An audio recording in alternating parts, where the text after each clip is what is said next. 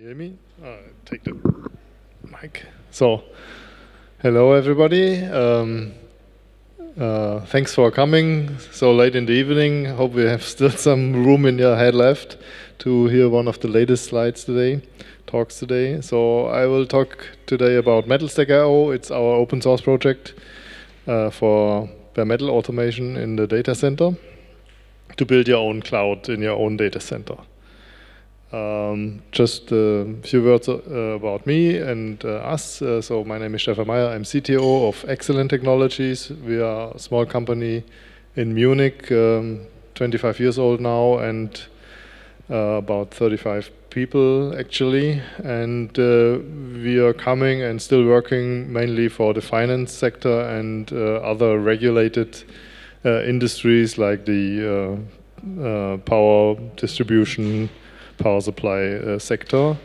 We are CNCF Silver member. We are Neo-Nefos General member. As Christian in the previous talk already presented, there are several other open source projects. We are also closely working together with them, and hopefully next year our project will also be donated to the Neo-Nefos Foundation. And since this year we are also ALASCA member. Since 2 years, we are also a Kubernetes certified hosting provider. So we offer Kubernetes as a service, which is produced in Munich in our rented data center and with our software and our hardware. What we have heard today a lot of times, actually we all talk about sovereignty, about cloud native, about repatriation. So it's all about controlling the costs. A lot of companies realize that running their workloads at the public cloud is nice and convenient, but it comes with costs. And it's getting easier to bring back your applications to your own data center if the own data center is capable of running modern workloads, and I will show you how to today. And this also comes with much lower costs than running these workloads at public cloud providers. Also, we all have to thank Mr. Trump. Sovereignty and compliance concerns, where do our data live? Is it possible that someone with orange hairs is able to cut access to our data nowadays? 3 or 4 years ago, nobody would believe in such scenarios, but I think a lot of people, even in this room, are aware of the possibility of such scenarios now, and this also drives the motivation to take money and bring back your applications to a controlled environment where you have the hand over. Also, there are performance optimizations possible. If you have I/O intense workloads like databases or streaming applications, it's getting extremely expensive if you want to run them on public cloud infrastructures. They really charge you a lot, and I mean really a lot of money to have a fast network and especially fast disks. And with the rise of high-speed networking and NVMe drives, getting high-speed applications running in your own data center is now possible, quite to decent amount of investment. And when you run your own hardware for your cloud, you also regain the control over what's running there, who is accessing it, and it's better tailored to your own application requirements.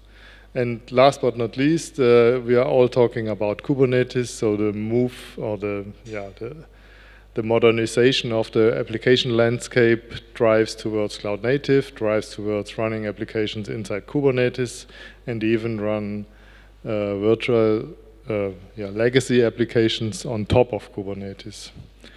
With all that, it would be nice to have a cloud, but inside your data center, so your on-premise, to run, for example, containers, databases, virtual machines, GPU workloads on your hardware with your rules, your data. But it should feel like it were running at a hypervisor with all the convenient features, with all the speed in provisioning times, with all the flexibility to get more or less hardware underneath your application. This would be the ideal picture, and I will show you how this is possible.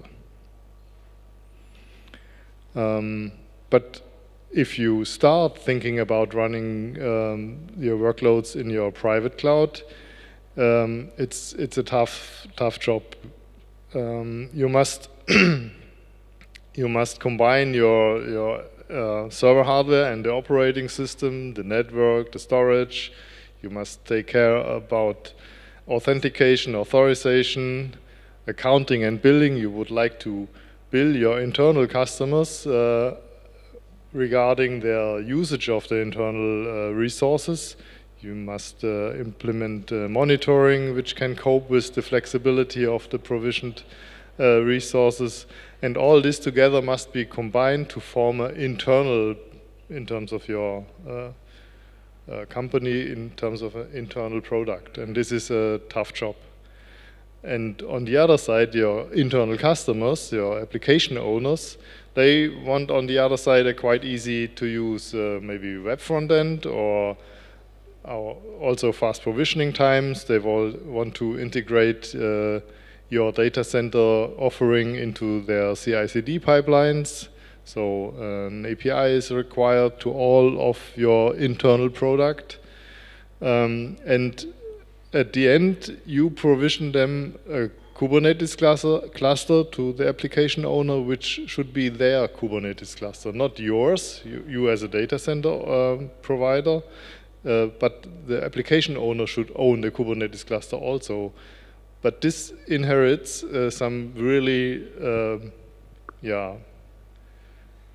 difficult operational burdens, like how to update Kubernetes clusters without destroying the application owner's applications, how to prevent the users of the Kubernetes clusters from some disaster scenarios. They, by accident, destroy some important deployments and so on. So this you must take care of and prevent the customers, your internal customers, from a complete damage or a disaster. And how can you do that, actually? You can go and buy VMware Tanzu. We all know now that's probably not a good idea. OpenShift, in my opinion, is not Kubernetes. It's some proprietary extension to Kubernetes, which is IBM minded. Pitfall. You can use OpenStack, like the Server and Cloud Stack offers, with some orchestration on top. This is a really valid option, or others, yeah. And one of them is MetalStack.io. MetalStack, in contrast to OpenStack, does not leverage virtualization. Instead, it uses the bare metal machines as worker nodes, but automates the provisioning of the servers, the operating system, and the network objects. So think of building a rack full of servers and some switches on top. You need to buy some open compute compatible Sonic switches and servers from vendors. We actually support Supermicro, Dell, and some OCP vendors. And MetalStack as an API automates the provisioning. Automates the provisioning and the managing of the physical machines and all network aspects. This is done in a very fast way, so that the provisioning of a new machine, including the network connectivity, takes about 1 minute to have a working Kubernetes worker node. But MetalStack alone does not provide the Kubernetes layer. This is done by Gartner. We heard today in 1 or 2 talks already about Gartner. It's a Kubernetes orchestration framework for Kubernetes at scale. So it leverages several different infrastructure as a service APIs. MetalStack is one of the supported ones, but you can also plug in other infrastructure as a service layers like OpenStack or public cloud providers, for example. And with Gartner, you will get a fully managed Kubernetes cluster and plural, so hundreds or thousands of Kubernetes clusters, which also takes care of day 2 operations. So from auto-scaling to Kubernetes updates to deploying the CNIs, the CSI, or ACLs, monitoring, and so forth.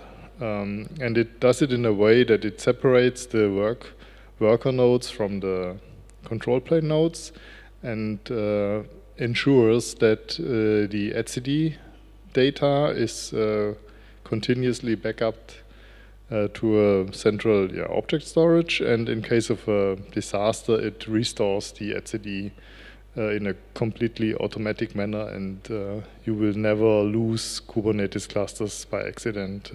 It's taken care of. Gartner also enables you with a handful of ops people to manage thousands of Kubernetes clusters. It's about the same technology which is used from the hyperscalers to offer their managed Kubernetes product. It's also open source initially and still developed by by SAP here from Walldorf, and we from MetalStack are working closely together with them to further enhance the Gartner project. And on top of Gartner, you can run several types of application workloads, either containers or VMs. By the help of KubeVirt, which is also a quite popular product on top of Kubernetes, but also AI workloads, because it's easier to run AI workloads on bare metal worker nodes, because the worker node is bare metal, can include the GPU, already, and the pods leveraging GPU workloads have direct access to the GPU and therefore are quite fast and have direct access to the GPU. And as I earlier said, it's perfect to run I/O-intense workloads. The machines have fast network connectivity and fast storage inside, and therefore I/O-intense workloads are much faster than running them on top of a virtual machine. So the characteristics, it's secure by design. It was developed for the regulated industry, financial industry in Germany 7 years ago, and we still offer it also for some Kritis customers, and we have quite modern blueprint for a network design which we implemented with our API. It's only based on layer 3 elements, so it's running BGP to the host, so the tenant separation is not done on a VLAN or on the VLAN object, it's done on the VRF object, so which offers more flexibility and higher level of tenant separation between network members. We also offer hardened operating system images, and as the operating system images and all our artifacts are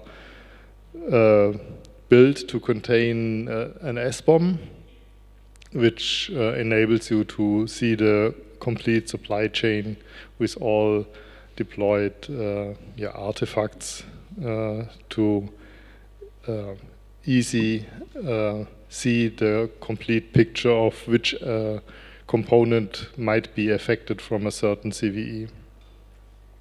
we are compliance ready. So we have deep integration into CM or other SOC integration toolings.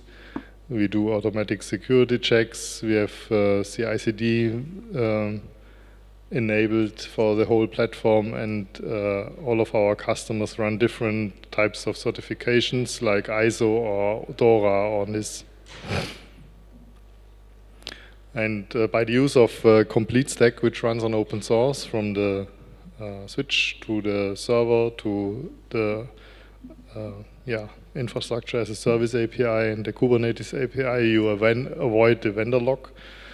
Your complete data center is built on open APIs, which is guarantee to have scalable and efficient and secure infrastructure.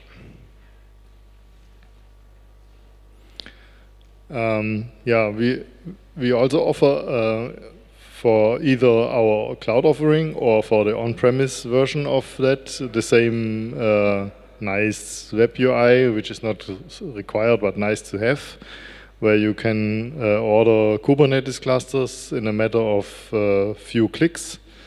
Here is shown a project, the ALASCA project, where a Summit cluster is running with this Kubernetes version with a range from 1 to 3 nodes.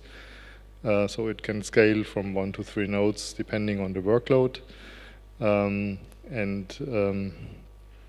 Creating a new one is also a matter just to define in which location in your data center you would like to have the Kubernetes cluster started or created, and how much worker groups you would like to have. So you can define, I need 2 groups, one for the front-end part, which are only CPU bound, and maybe AI part, which is formed of worker nodes which contain some GPU workloads, and then define how many worker nodes should be created at minimum and at maximum, and which Kubernetes version you would like to have, and then it takes about 6 minutes and your Kubernetes cluster is ready to go.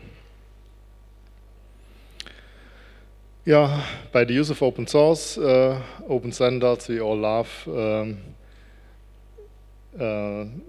you regain compliance and control of your own data, and Gartner now is used by a really global community, and as MetalStack developed in a 2 weeks release cycle, tested in a big integration testing farm, soon to be public available, all the integration results, and we also run all the Kubernetes compliance tests, which are 1,700 at the moment, and they're run and certified for every and each release.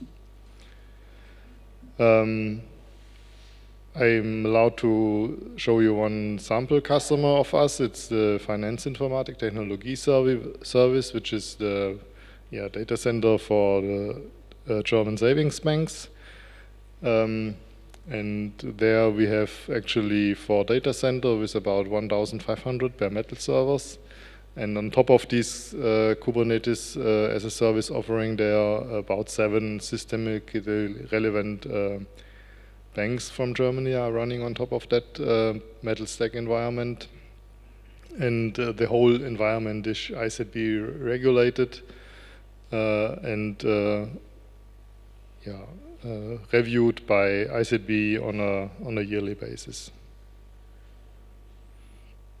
So you can see all our software at MetalStack.io website. The documentation is on docs MetalStack.io, and the GitHub group is obviously MetalStack, where you also can find our release train every 2 weeks roughly.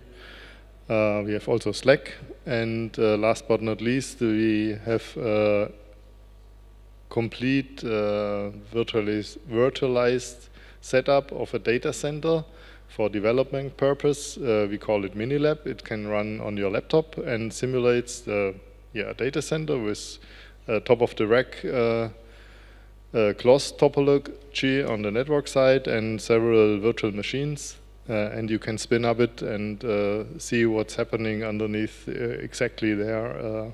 How even, it feels like it's a data center, but running on your laptop. So at the end, just one last word from my side. We also offer some tryout rack on wheels, where this technology for testing purposes is built into. It's 8 machines and 2 switches. 3 switches, a small cloth topology, 1G only, and 8 servers here. It offers the same web front end, the same API, to see the technology is working, and from that on we can assist you if you want to go the path down to your data center with a real production deployment. So this is from my side. If you have any questions, I'm happy to answer them.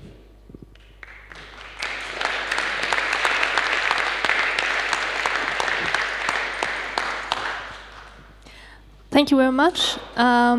We will have now